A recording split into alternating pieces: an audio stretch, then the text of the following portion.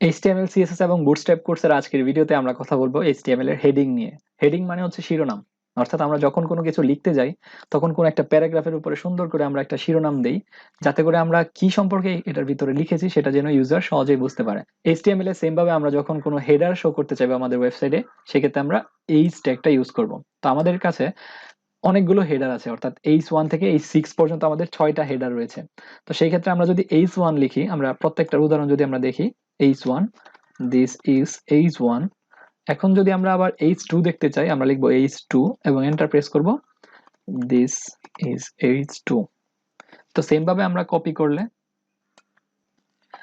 এখন আমরা H3 দেখব, তারপর H4, H5, H6 আমরা এখানেও চেঞ্জ করে দেব আমাদের হেডার ট্যাগ গুলো।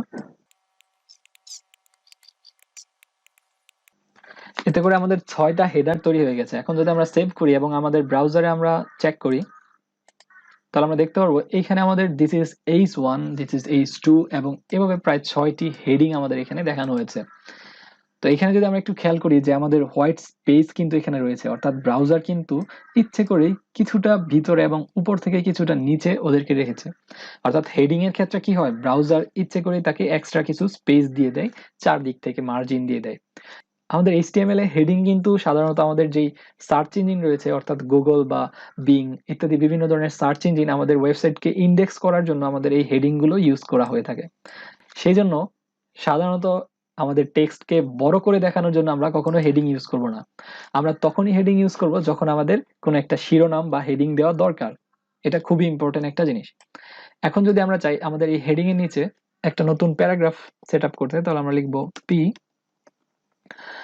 দিস, আমরা লিখবো লরেম 50। তাহলে এখানে আমাদের লরেম 50টা ওয়ার্ড সে আমাদেরকে সেট আপ করে দেবে। লরেম সাধারণত এমেটের যেই এক্সটেনশন ছিল তার মধ্যে থেকে সে কাজ করে। তো যদি কোনো কারণে আমাদের এই টেক্সটগুলো এর বাইরে চলে যায়, তাহলে আমরা সিম্পল অল্টার প্রেস করে জেড প্রেস করব। তো এখন আমরা দেখতে পাচ্ছি যে আমাদের এই র‍্যাপ করা টেক্সটগুলো বাইরে চলে গেছে। যদি আমাদের এমন থাকে তাহলে আমরা আবার অল্টার প্রেস করে জেড প্রেস করব, তাহলে আমাদের লেখাটা আমাদের আয়ত্তে চলে আসবে। তো এভাবে আমরা র‍্যাপ টেক্সট করতে পারি ভিজুয়াল স্টুডিও কোডের মাধ্যমে। আজকের এই ভিডিওতে আমরা জেনেছি হেডিং কি, হেডিং ট্যাগ কোথায় ইউজ করতে হয়। সাধারণত যখনই আমরা শিরোনাম দেওয়া দরকার পড়বে তখন আমরা হেডিং টেক্সট ইউজ করব। কেবলমাত্র টেক্সট বড় করে দেখানোর জন্য আমরা হেডিং ইউজ করব না।